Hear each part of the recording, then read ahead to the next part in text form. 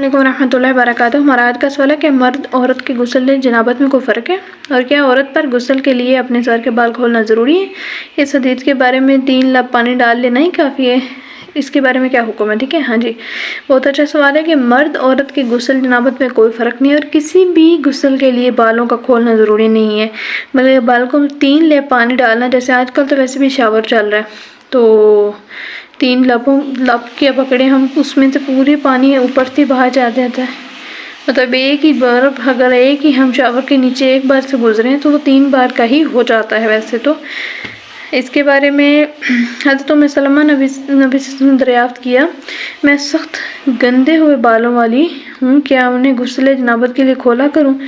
اس پر آپ صلی اللہ علیہ وسلم نے فرمایا، نہیں، تیرے لیے یہی کافی ہے کہ سر پر پانی ڈال لیا کر غسل جنابت کر لے، ٹھیک ہے۔ کچھ عورتوں کے بال بہت باریک یا بہت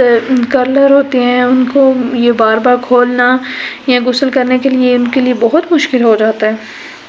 ام سلمہ نے رسول اللہ صلی اللہ علیہ وسلم سے یہ بھی دریافت فرمایا، بس یہ روایات اس بارے میں